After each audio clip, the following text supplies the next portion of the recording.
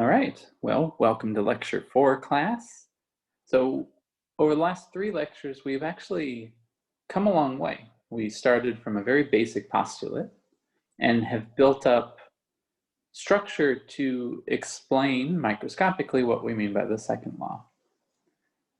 Today, after a brief reminder of kind of where we've come from, we're going to flesh out the rest of thermodynamics, essentially by introducing a statement, microscopic statement of the first law and some of the consequences of that microscopic perspective. So before we get into that, let's review a little bit. So again, from last time, we've introduced a fundamental postulate which states that for fixed, so you all should be able to fill in the blank here. If I am considering an isolated system, usually it means that I fix 3 variables, extensive quantities that describe conserved quantities of the system, things like energy, volume, and number of particles.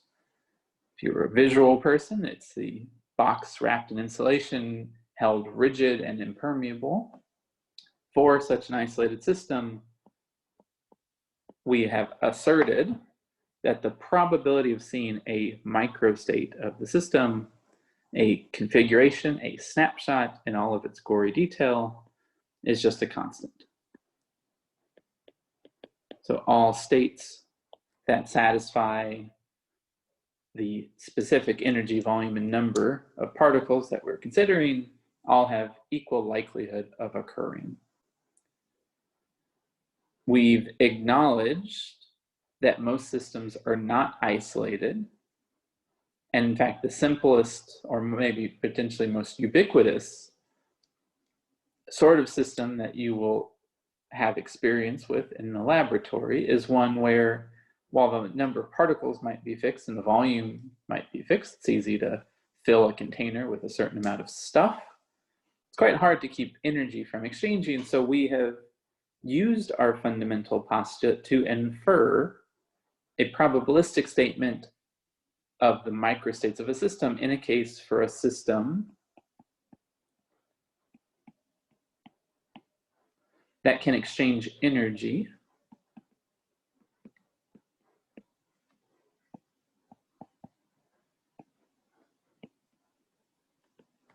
with some surrounding bath, which is parameterized at some fixed temperature. So here's our system that we've opened up by allowing it to talk to some surroundings in a specific way, in a way that allows energy to be exchanged. If we make some pretty modest assumptions about what that bath is like, it's really big relative to the system, then we can derive the probability of seeing a microstate of our system, the little piece of the universe we've picked out to interrogate, is no longer a constant, but rather depends on the energy of that microstate. It's exponentially suppressed for increasing energy, so it goes like e to the minus some energy with a scale denoted by beta. So beta sets the strength with which energy penalizes the probability of seeing some microstate. And beta is nothing but inverse temperature in some sensible units defined by Boltzmann's constant. It came about in our derivation through a definition of how the number of states, or more precisely, the logarithm of the number of states, change with energy at fixed volume and number of particles.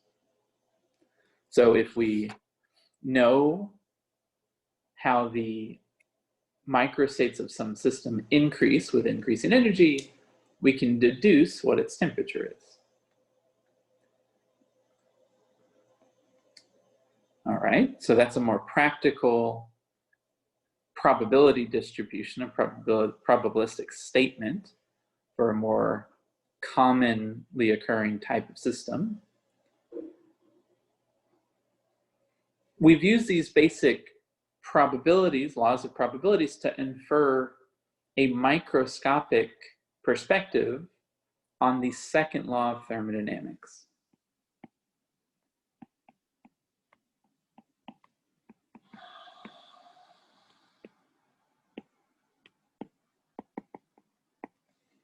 Now, the second law should be ringing bells. You know, that's that one that has to do with entropy, spontaneous changes, etc.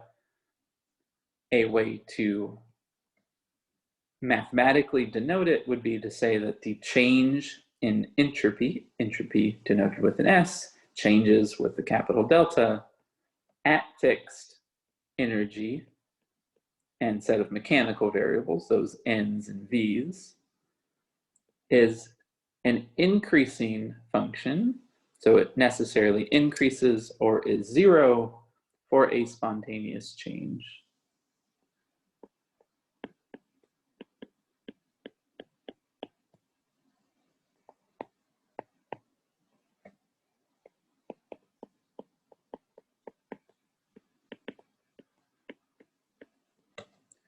That's the typical statement of the second law. That's the thermodynamic statement of the second law. That came about very naturally from statements of probability by acknowledging that in a system with fixed energy and mechanical variables, an isolated system, provided all things are equally likely, the outcome that we are most likely to see is the one which can happen in the most number of ways. Omega is the number that relates that number of ways, that multiplicity, that degeneracy, in a way something can happen. Boltzmann then took the leap of faith to then assert or define that the entropy is nothing but the number of ways something can happen. Now, for entropy to act like the entropy that those engine designers knew in the 17th century, it needed to be extensive, so Boltzmann defined it with a logarithm, and it had units, so he gave it a constant. We now call that constant Boltzmann's constant. Essentially, the probabilistic statement of the second law is nothing but regression to the mean.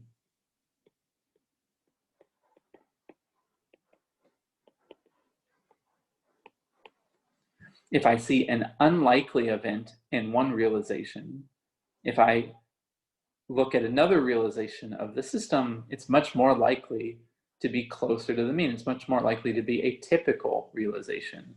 In fact, if I have a macroscopic system, fluctuations are suppressed, I only ever see the typical or mean behavior, provided the system is at equilibrium, so I'm not doing anything to it. If I've left it alone, I let its natural dynamics evolve, it will sample a distribution consistent with our fundamental postulate. That distribution then imposes this regression to the mean, that the most likely way something can happen is what we'll see. If I happen to see it in an unlikely arrangement, I just need to wait a little while and it will spontaneously go to a more likely arrangement.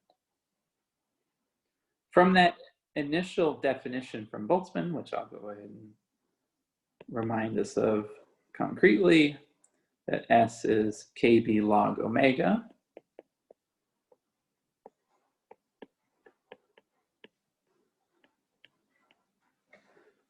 We can introduce a set of other definitions making stronger contact with traditional thermodynamics. We did that at the end of last lecture.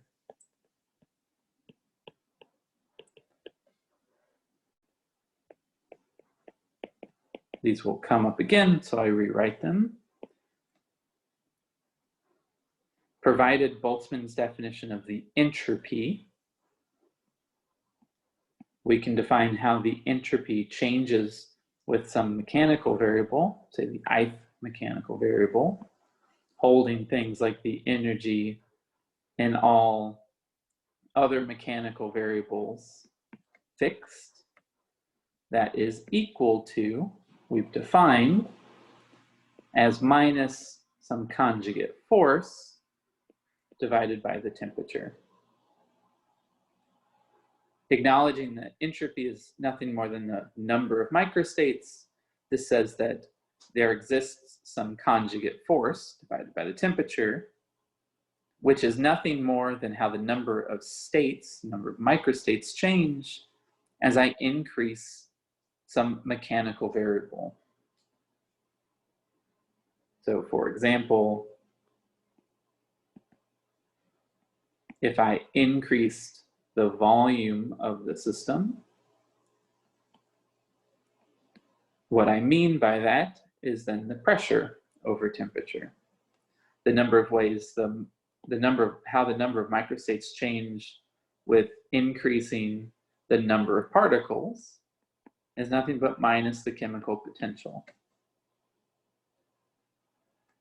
Both of these sorts of concrete quantities, pressure and chemical potential, are examples of these sorts of conjugate forces to those mechanical variables, mu, chemical potential going within the number of particles, pressure going like the volume. We introduce those by noting that F is really the potential for spontaneous change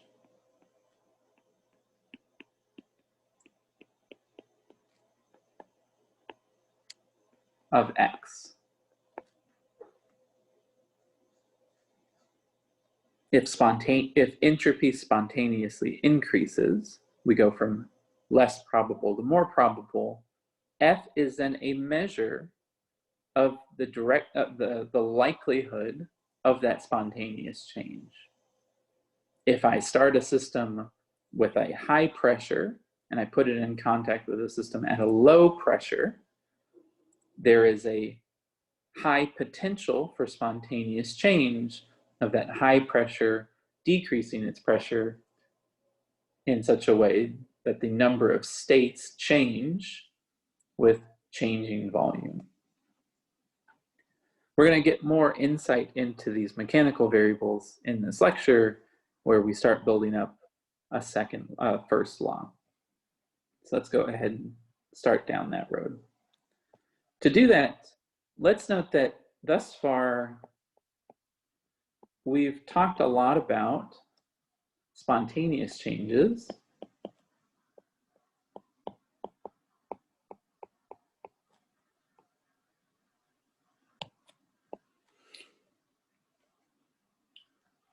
Both macroscopically and microscopically, but the thermodynamic sorts of statements are concerned with macroscopic systems.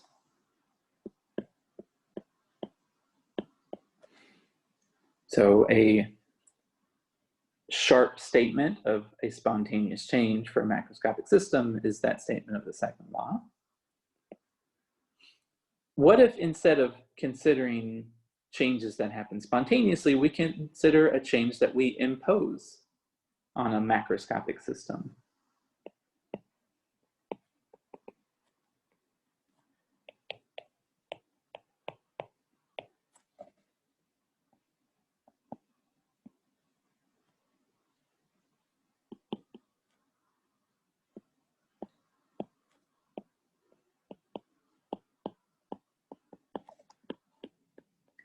By, for example, changing some macroscopic variable. All right, let's make this concrete. Let's consider making a change such that X, some mechanical variable, some variable I imagine I can manipulate, is manipulated to some X plus delta X. And let's consider the limit where delta X is small.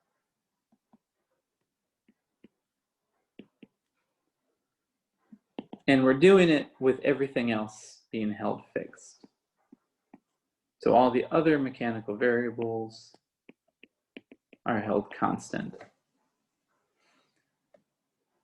Now, if I'm manipulating the system, changing these mechanical variables, it's hard to imagine being able to do this in a system that is isolated for no other reason than I need to put my hands on the system to affect these changes. So let's consider this process explicitly in a system that can exchange energy.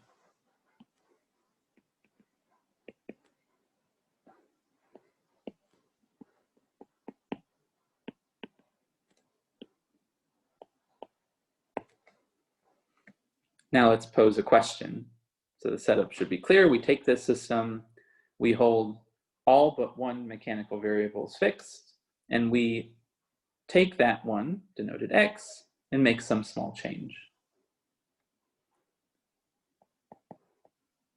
A question we could imagine asking is, how do the probabilities change?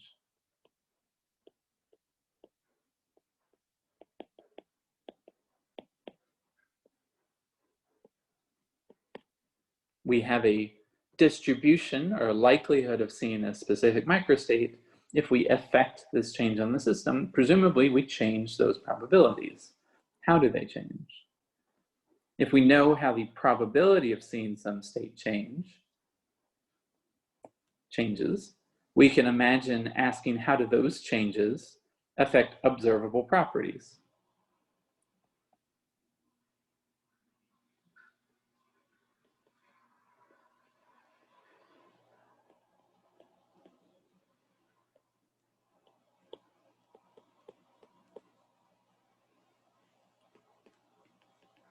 For concreteness, we could ask, given some change, which if delta x is small, maybe we can imagine that the probabilities change in some differential way. What would be the corresponding change in the energy? Or what would be the corresponding change in the entropy?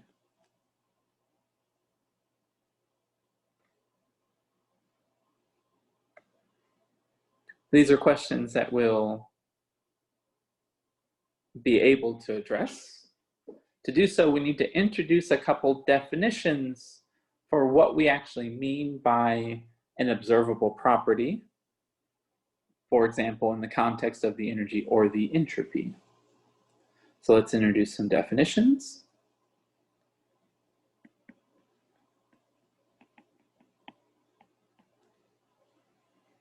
So the energy, I'm imagining that this is the macroscopic energy. I'm manipulating a macroscopic system.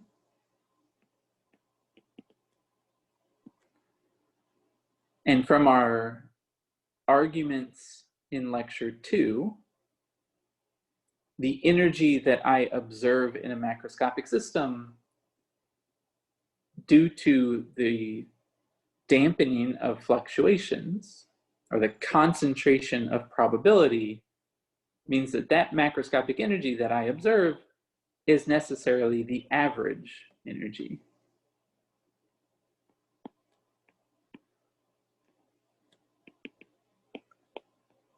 Often in class, if I denote E, and we're talking macroscopically, it will be implied that it is the average energy. However, we can ask pragmatically, how would you go through and compute the average energy? And the way you compute an average generally is to sum up all possible outcomes, in this case, all possible states, the probability of that outcome, which is nothing but the probability of a microstate in this case, weighted by the thing that you're averaging, in this case, the energy of that outcome, this case, microscopic state. This is an averaging operation. That sort of equation holds very generally. Okay, what about the energy, relatively straightforward. What about the entropy? We have a definition of the entropy from Boltzmann, which works for an isolated system.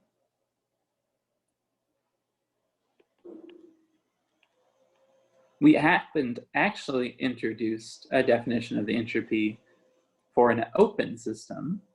And indeed, Gibbs was the first to do this. Gibbs said that there is a generalization of this Boltzmann definition, which holds more generally. It still has the same units given by KB, but now is a sum over all microstates, the probability of a microstate times the log of that microstate. Now the entropy from our original definition is a strictly positive number because omega is a strictly positive number and KB is a positive constant. A probability, if properly normalized, is necessarily less than 1. If I take a log of that, I get something negative. If I multiply it by two positive numbers, that's overall negative, so I need a negative sign out in front to assure that the entropy is positive. So this is the Gibbs definition of the entropy. A reasonable question would be to ask, are these consistent? That was posed during our live session last Thursday, and you all should be able to, in 2 lines, demonstrate that indeed there is consistency between those 2 definitions in the case where the probability from our fundamental postulate goes like 1 over omega. All right, so that's a definition of the entropy. We have a definition of the energy. We can now ask, how do those quantities change as I manipulate the system through this mechanical variable? Let's start with S first.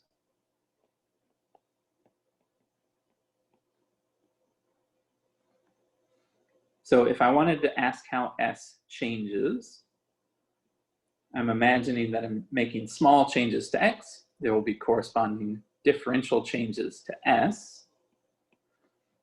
Well, this is the total differential, which means that I take the total differential of its definition, and using that from Gibbs is thus the total differential of minus KB, a sum of P log P.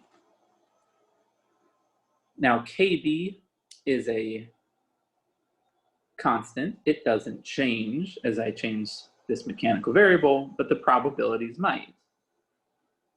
Now, a differential is a linear operation. It then commutes with a sum, another linear operation. So all of this could be written as KB sum differential of P log P. Now, if the probabilities can change, there's 2 ways the argument of that differential can change, through the P out in front or through the log P to the right, which means that I need to invoke the chain rule to compute that full derivative. I'll have minus KB, a sum. From the first part, I'll have a differential change in dP, weighted by log P. I'll have a minus KB, a sum. I'll have a PV from this piece, which I'll write a little clearer. The derivative of log P gives me a 1 over P and another dP. P over P, that's 1. I'm left with a sum over differential changes in P.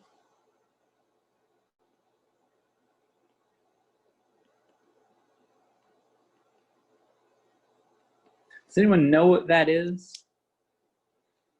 I sum over all the ways the probability can change, all of the changes in the probability. If I summed up all the probability, it must be 1. Conservation of probability then means that if I make changes to the probability of individual states, I can't lose overall normalization. Any change to one state has to have a corresponding change to another state. So overall, this has to be 0 by conservation of probability.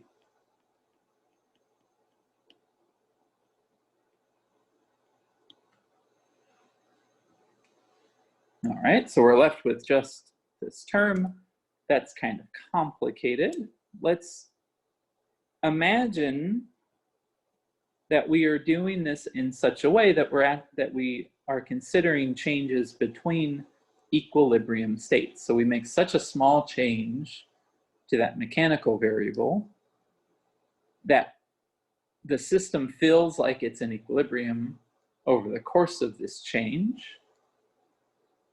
such that we can ask for the differential change in the entropy by putting in the equilibrium probability distribution for a system that can exchange energy. So for changes between equilibrium states, we have that the probability of some state in a system that can exchange energy is that Boltzmann factor. We've written it as a proportionality. There is some proportionality constant. For the time being, we'll call it Q.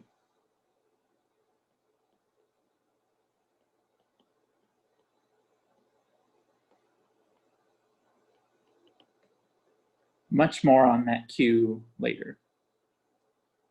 Okay, so that's the probability,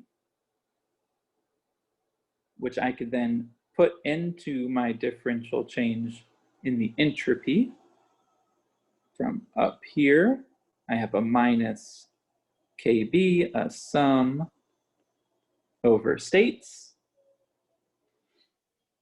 And if I take the log of this probability, I'll have a dP. Taking the log of the probability, I have a minus beta, the energy of some state, minus log that normalization constant. I can distribute those factors. Again, log Q is a constant, so if I distribute it to a sum over dP, well, that's a constant over a sum, which is 0, returning just the first term. The minus signs cancel. I have 1 over T from the beta, a sum over states, the change in the probability of some state weighted by the energy of that state. That looks a little odd.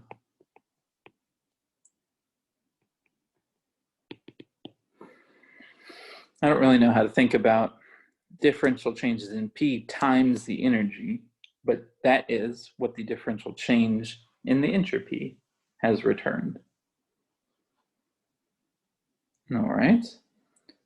Let's go on now to the energy.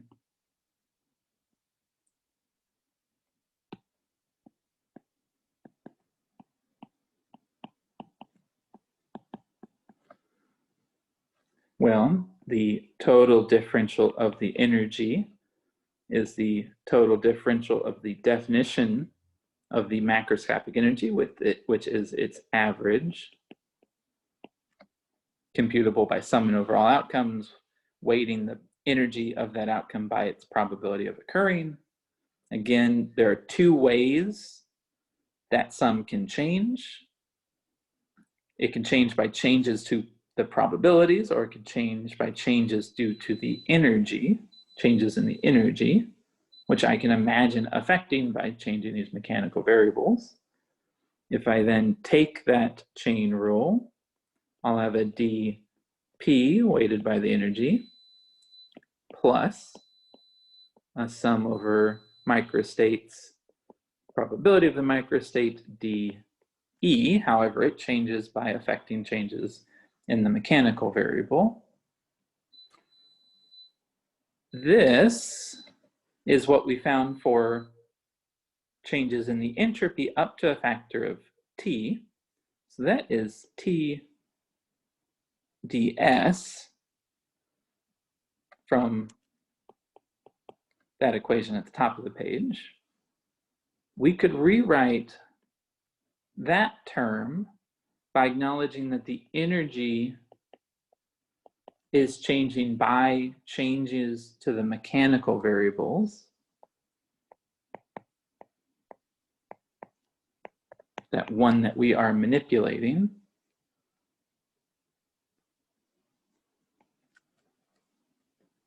dE dx we can define as some force that's the force of a system. It's how the energy of a state changes. The state is in the system. We could require that that is equal to some external force that we are applying.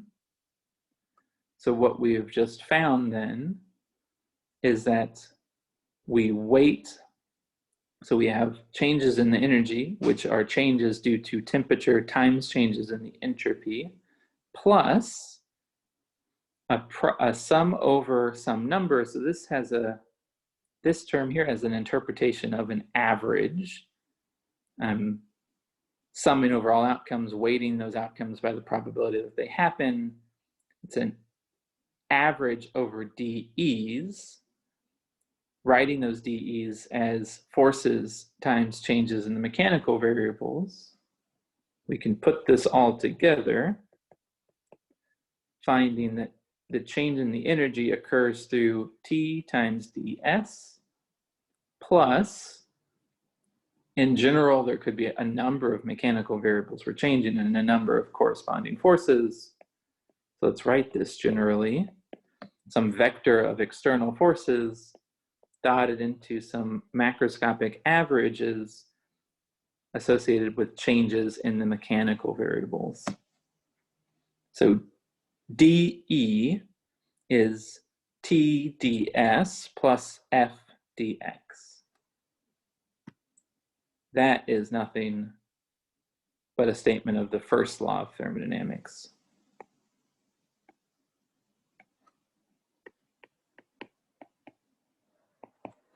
Now, I would say that it's a very interesting, or much more interesting statement of the first law than the kind of bookkeeping statement, energy is conserved, because what it tells us is that changes to the energy occur through two fundamentally distinct processes.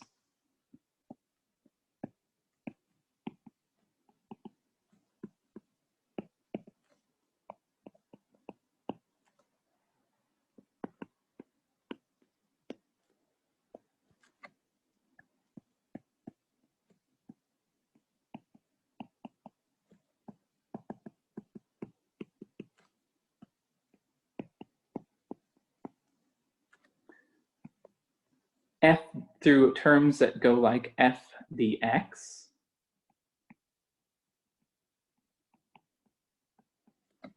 Those are changes in the energy due to things that we control. We are manipulating X by applying forces.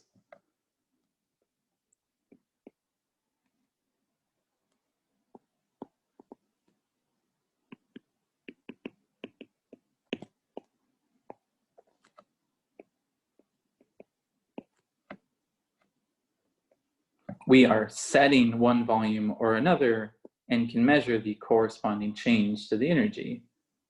Now, F dx, written in a very suggestive way, this is exactly what we mean by work.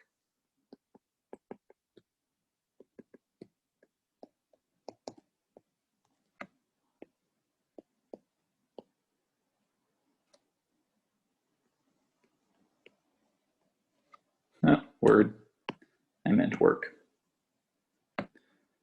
Work are those changes in the energy due to manipulations that we directly have our hands on, that we control, that we fix, that we change, that we modulate.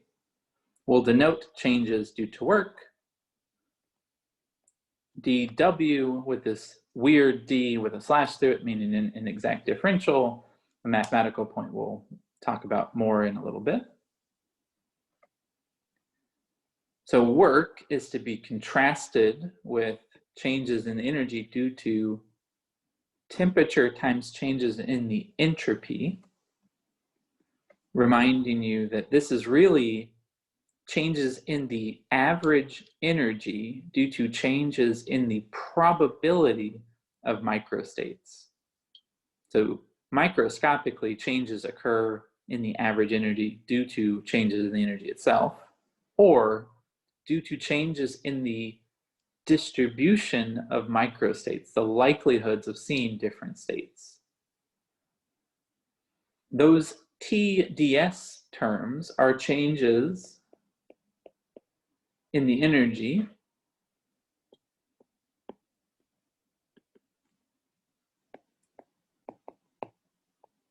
that are processes that we do not directly control.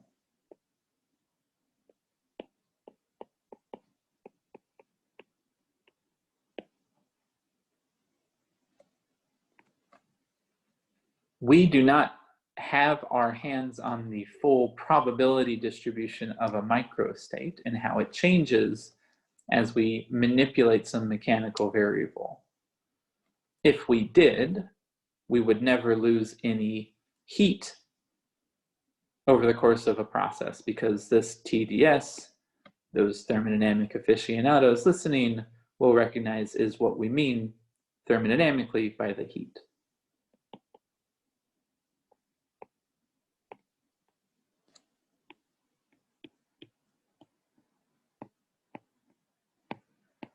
Heat will denote with that inexact differential and a little q.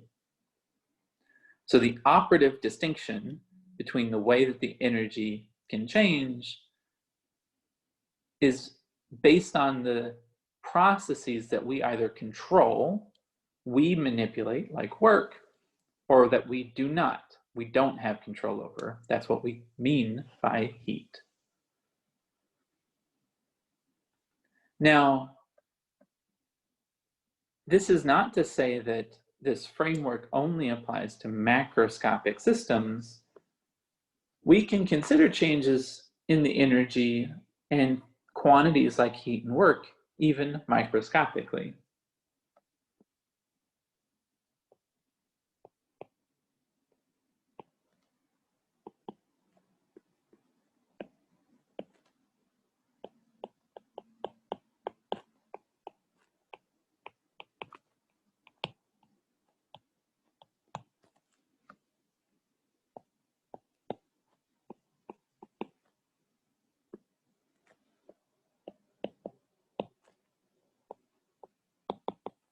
Indeed, we have not assumed we are working with a macroscopic system. We have noted that in a macroscopic system, the mean behavior is all we would see. Therefore, you can expect that microscopically, the means still behave in the way that we've just written down, but there will, in general, be fluctuations about those averages. A good way to get some intuition for how this would work is to consider a concrete microscopic example whereby heat and work can be explored. And a really good example of this are our class of these sorts of thought experiments made real by colleagues in our chemistry department, our so-called single molecule experiments, like what one can do by affixing to a pipette tip a colloidal bead, a little glass bead, in some solution.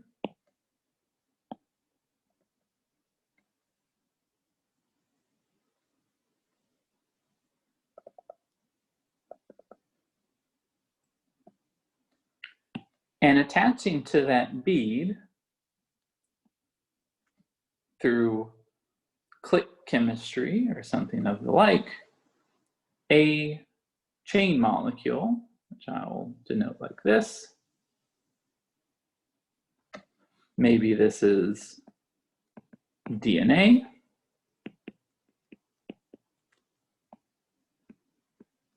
Maybe RNA, or maybe some protein. That by itself is just a way to locate it in space. If I attach the other side of that chain molecule to another bead, if that's a glass bead, one can manipulate the position of that bead through an optical trap.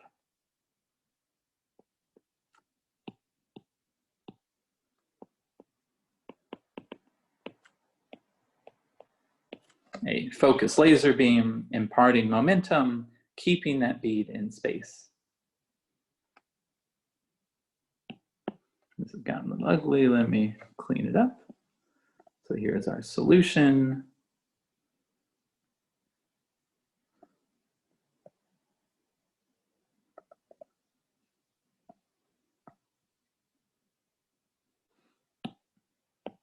Here's our silica beads. They are displaced from each other a distance L. And by manipulating the location of that optical trap, one could imagine actually doing work on this polymer. Nothing more than force times a displacement, a change in that L, that distance between the two trap centers. So work can be done on a microscopic system like this by binding that protein to two movable objects and then manipulating that mechanical variable, the length or distance between those two beads. In this case, if we did such a process, manipulated L, what would we mean by heat? Microscopically, what is heat going to mean here? Heat is going to be the energy lost or released to the surrounding solution.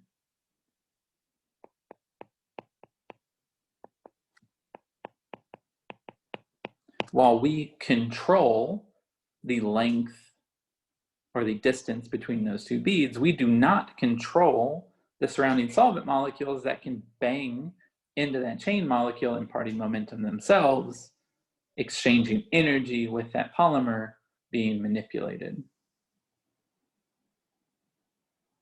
The first law that we have just derived would tell us that changes in the energy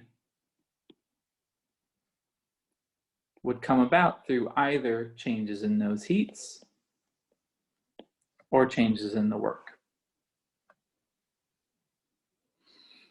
Now, a note about those slashes through the Q differential and W differential and not on the E differential. When I write dE with no slash, what I mean by that is an exact differential.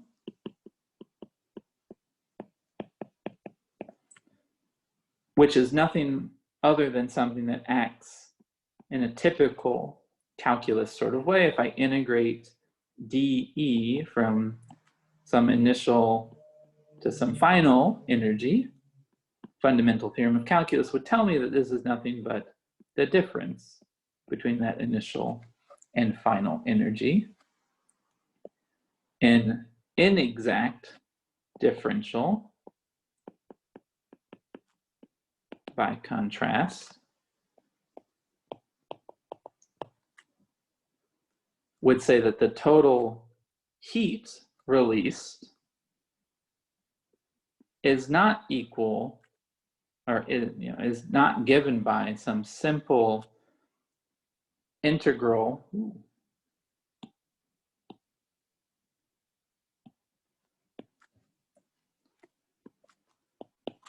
of some differential change in the heat, returning some difference in QF, some final heat and some initial heat. Rather, it's going to depend on the details, while the exact differentials depend only on the endpoints. Inexact differentials depend on the path by which the system traverses those initial and final states. So just in words, heat and work depend on the path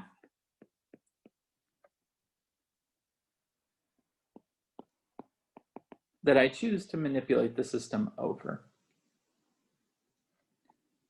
With our little polymer pulling example, we can think about that concretely. Imagine these two beads with the polymer in between. It starts with some initial energy. I could imagine pulling those beads in different ways. Imagine I pulled them really quickly. Well, if I pull this bead over here, sitting in the optical trap, fast, it takes some time for the polymer monomer units over near the other bead to notice that the ones attached to the manipulated bead are being moved. If I pull it fast, I can generate configurations that would look very asymmetric. The bead that I pull, well, because it's chemically bound to the polymer at that end, those monomer units will follow that bead fairly well. But if I pull it fast enough, all these ones over here won't even have noticed that the first ones are being pulled. However, if I pull it slowly,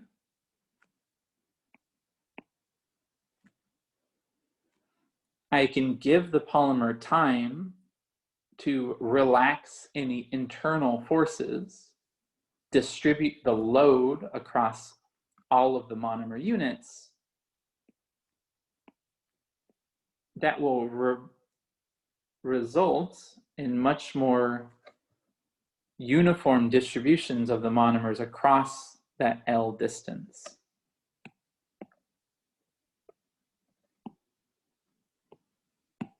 You can imagine then I do very different sorts of work in these two different processes.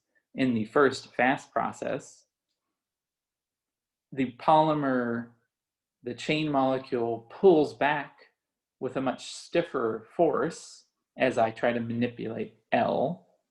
It requires a much larger force to pull them over. You know, if you tried, imagine, you know, grab your headphones, if those of you still use corded headphones, if it's in a knot, if you pull it really hard, you're likely to break it, just because there's not enough time to transmit the force through that little string. If you pull it very slowly, the force can equilibrate, transmit through it, and distribute itself, and thus never localizes in any one point along the line.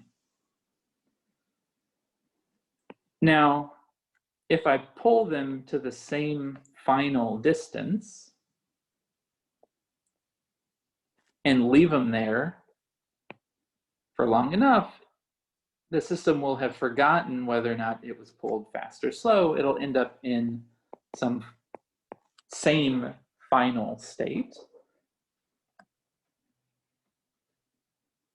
Now we've just expected or intuited the following, that the heat that we do over some fast process is going to be, or sorry, the work we have to do to affect a given displacement, if we do so quickly, is going to be larger than if we do so slowly.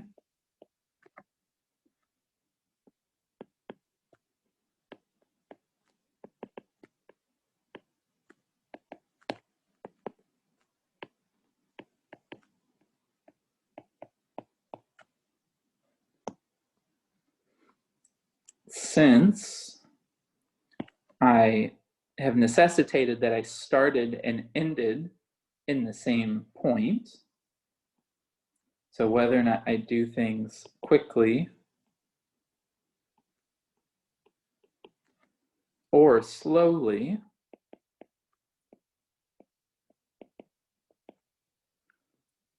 the change in the energy is the same at those endpoints. If I fix L1 over here and L2 over there, the average energy in those states is the same, independent of how I manipulated the system to go between those two states, given I've let the system relax or equilibrate, sample its relevant states at those endpoints. So if the change in the energy is the same in both processes, but the change in the work required to do the fast process is larger, from the first law we can then deduce that the heat in the fast process must be less than the heat in the slow process. That has to be the case if the endpoints are the same, so the overall change in the energy is the same, and the work is larger in the first. That means the heat has to be smaller in the first or larger in the second. So while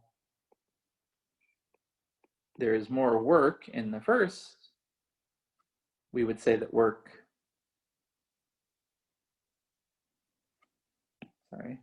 we require more work in the first, which necessarily means that more heat flows out of the system in the fast process.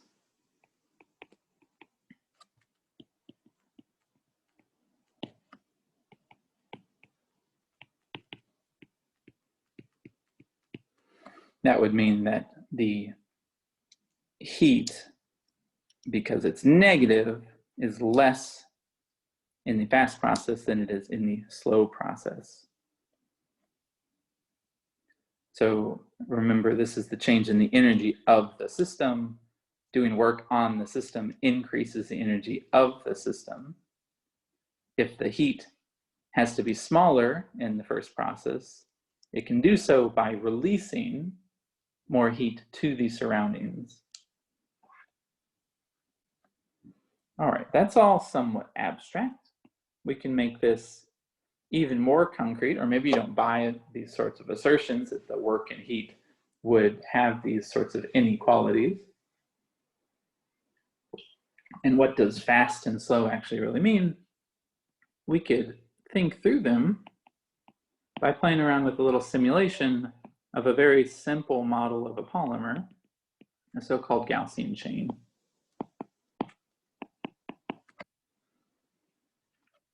So let's pull that up. All right, so here are some simulations I have done. So let me, I've got my little clicker here. So you will see that these black beads correspond to monomer units. I'm going to plot the force versus time, where the force is computed from I'll also compute the total work, related that to the so-called reversible work, the work that would be required to do this infinitely slowly, by manipulating these little green beads. Those are my little glass beads that the polymer is tethered to.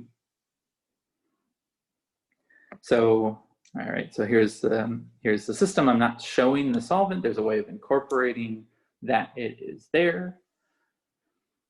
This is an example of a fairly long polymer. There are 200 monomer units. And this first simulation is an example of what happens when I pull the polymer pretty quickly. And repeating that a bunch of times, indeed, you find very asymmetric distributions. The force is transmitted only locally. The rest of the polymer fails to catch up over the time that I am manipulating it to undergo these large separations. Now, what you might not have noticed was the corresponding work that is done over the course of this manipulation, this process. Indeed, the work is very large. Some large number. The instantaneous forces are much larger than what would be the typical force the polymer would pull back on with those beads if those beads were fixed in place. So that red line, so-called equation of state, is the force versus extension line that the beads would feel under infinitely slow conditions. These sorts of concepts we'll explore quite a bit more later. Okay, so this is what happens if I pull rather quickly. Here's an example of pulling much more slowly. So now you see that the polymer has some time to reorganize itself at different displacements, and the overall work numbers are much, much smaller than they were in the fast process. So we've just confirmed what I asserted a second ago, that in a fast process, the amount of work is much larger than in a slow process. Here's another realization. The work will be slightly different. Nevertheless, it's pretty, it is much smaller than it was before. If we go back to those simulations, we were finding work numbers of 70, 80, 90. Going back to the slow process, here we find work values order 1, going up to 2. I think at the end of this process, it's something like 7. Oh, there we go, past 7, 9, 10. All right, about nearly 10 times less work when I do it slowly. Now, this is still much larger than the reversible amount of work if I did it infinitely slowly. It turns out polymers take longer to relax if they are larger. So if we look at slightly smaller chains, here's some example of fast processes. So taking a 50 mer, pulling it relatively quickly. Indeed, even for such a small chain, I access pretty non-typical configurations, and correspondingly require a lot of work to affix that transformation. If I pull this 50 mer, I can pull it slowly enough that I will essentially do it reversibly. I will essentially do it with a much smaller amount of work. So indeed, those values we're finding here are much smaller. Here's one realization where I get a value of the work which is pretty small and pretty close to what I'm claiming is a reversible limit. Now here's another example. So I've not made enough to do about the fact that the instantaneous force, this gray line here, is fluctuating dramatically. So the instantaneous work that is being done is a fluctuating quantity. On such a small system, those fluctuations are actually quite large.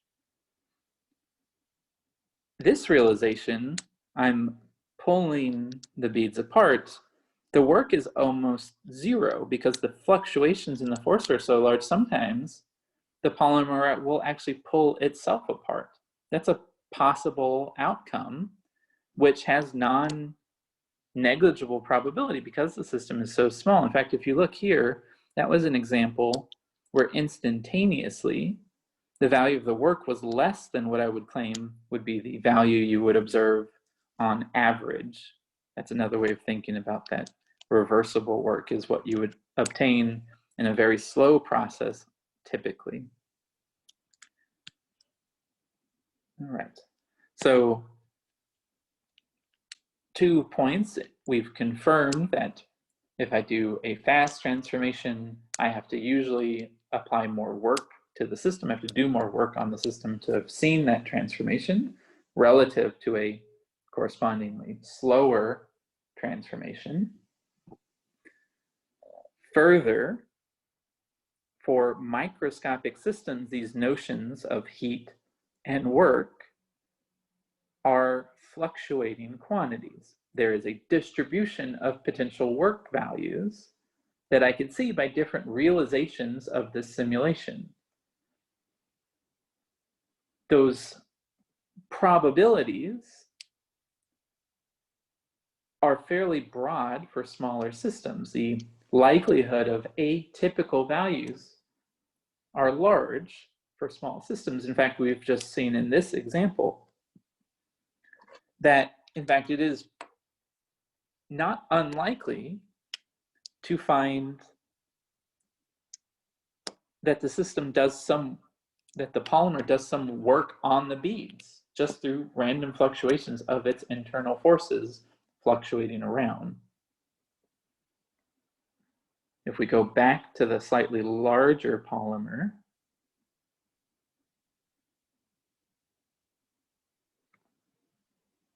here, you'll notice that the scale of force fluctuations is much smaller. It much more closely follows that red line, the typical force for a very slow process. Seeing many realizations of these pooling experiments result in much tighter distributions for this 200 mer relative to the 50 mer, where the different realizations fluctuate quite a lot.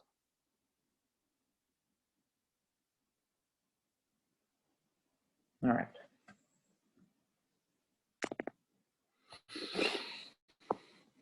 Okay, so that was an example of an application of our notions of the first law, the distinction between how energy can change through either heat, a process we do not control, or work, a process we do control.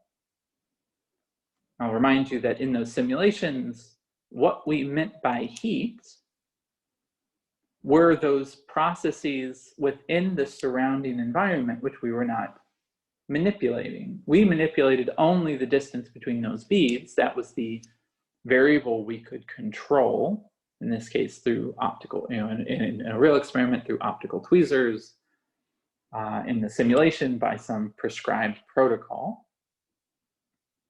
The surrounding solvent, therefore, is something we did not control, and thus energy transmitted to the solvent is what we would mean microscopically by heat. Now, it's an interesting thought experiment to ask, can we envision systems whereby we could manipulate every single atom? What would that mean, therefore, for the heat? Would we ever lose energy to heat in such cases? So you might imagine that that's a little academic. For a system in a solution, that seems incredibly unlikely. We'd have Avogadro's number of molecules to hold on to, even neglecting the fact that there are electrons attached to those atoms. However, are we going to manipulate them as well?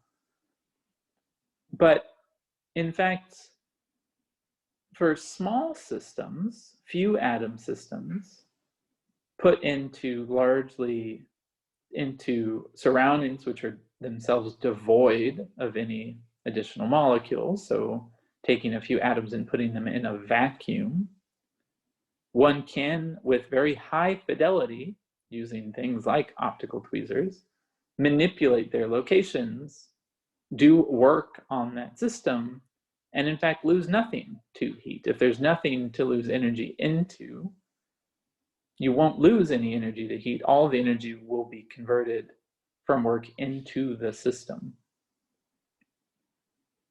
So those are interesting sorts of things to think about. That actually leads us fairly directly to a different sort of process we can envision, a so-called adiabatic process,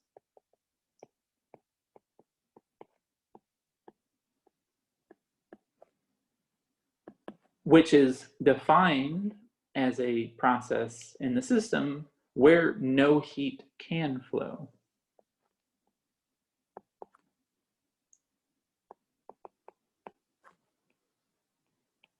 So dq is strictly 0. For our polymer, how could we imagine actually having that happen?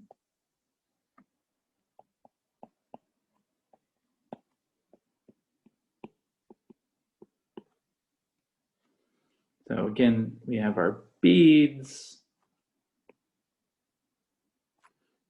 It's attached chemically to the polymer, like so. We noted already that the place that heat flew to was the surroundings. If we were somehow able to do this in a vacuum, if there were no solvent,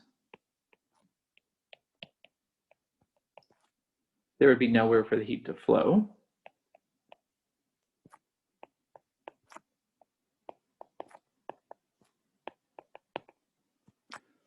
And thus we would be able to afford an adiabatic process on the system. Now for a polymer, manipulating them with optical tweezers, you can imagine that this is maybe difficult to actually do. More likely than not, if you were trying to do this with DNA, it would denature if you just threw it in the vacuum. DNA is just one kind of polymer, however. You can imagine another, maybe more standard polymer, like maybe something that's in your rubber band. A rubber band is nothing but a whole slew of polymers. The difference between an actual vacuum and the air around us in terms of enabling heat flow is not so different. If I actually tried to manipulate with my hands a rubber band in the surrounding environment of the room that I am in, the likelihood that a gas molecule runs into that rubber band is pretty low. So the likelihood of actually generating significant heat flow as I manipulate the rubber band here sitting at my table in this room. And so actually, to a reasonable approximation, doing things in gases more generally is often adiabatic. So let's think about some formal implications of adiabatic processes if we have no contact to the surroundings.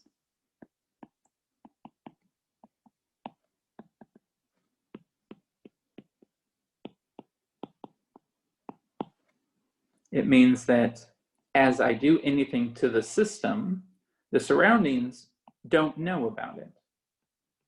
So quantities like the entropy of the surroundings don't change. So that means that the second law in such an instance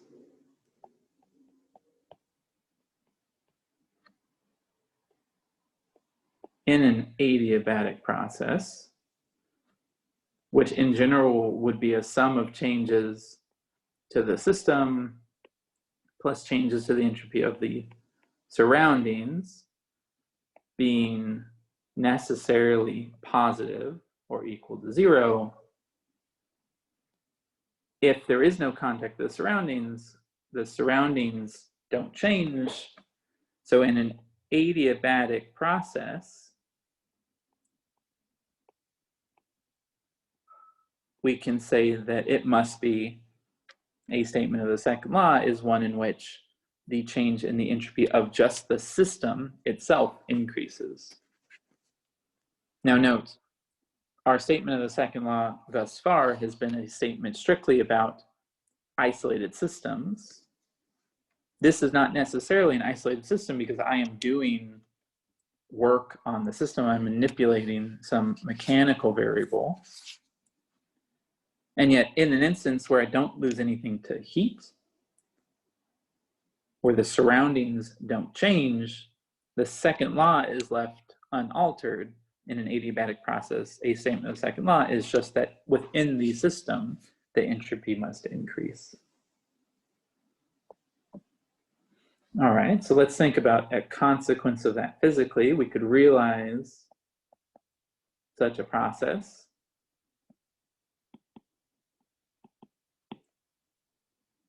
I've alluded to playing around with a rubber band. We could also play around with bending a rubber sheet.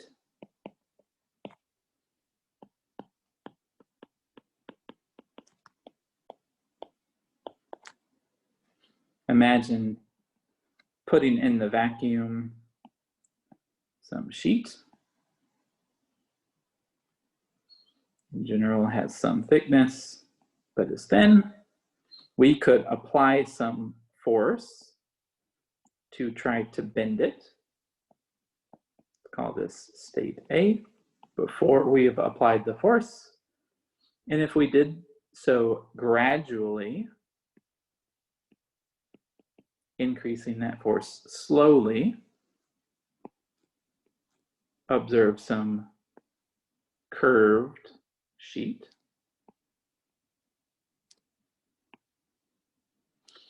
So we do work on the system. Let's call this now state B by applying a force to bend a sheet. There is some work required to do this.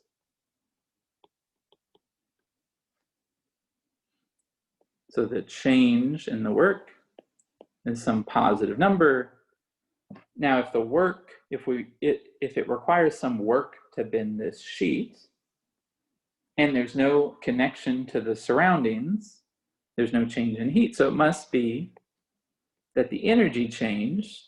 And if we had to do work on the system, it must be that the energy of state B is greater than that of state A. Now, if we apply this gradually, we apply the force gradually, we could retrace our steps. We could back off that applied force.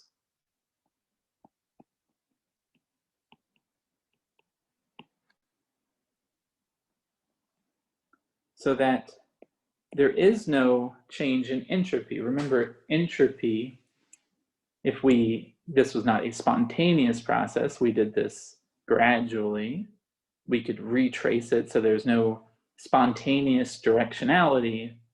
It must be then that the entropy did not change, or that the entropy of state A and state B are equal.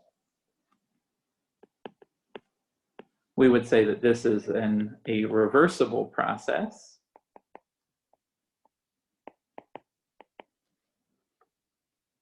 We could go through a continuum of different equilibrium states as we apply this force slowly, and therefore apply it in reverse in the exact same way, retracing our steps, visiting the same sorts of configurations along the way.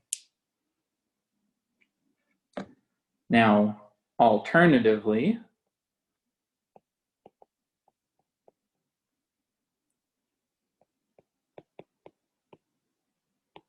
we could take that sheet, which we're holding bent, and let go.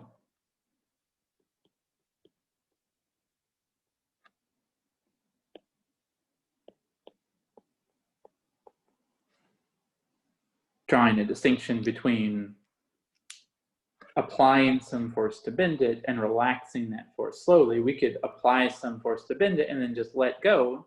You all know what's going to happen. This initial state, ooh, terrible. Let's give myself a little more room. This initial, ooh, I know what I'll do. Ha. Oh, bummer, not going to fit. Okay, that's our initial state. We let go with no force.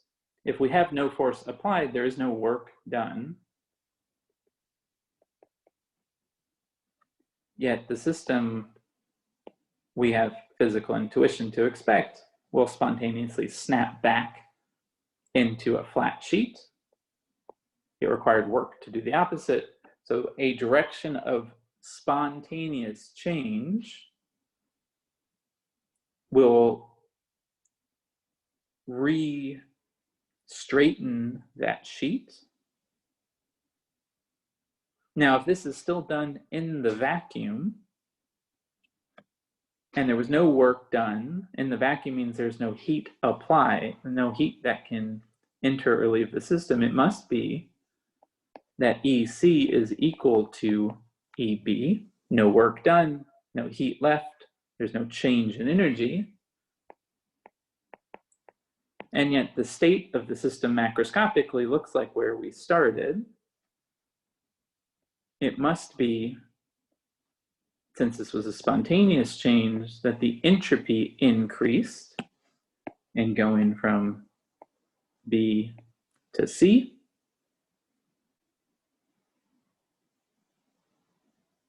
This C state is not the same state as the A we started with, so we would say that this process is irreversible.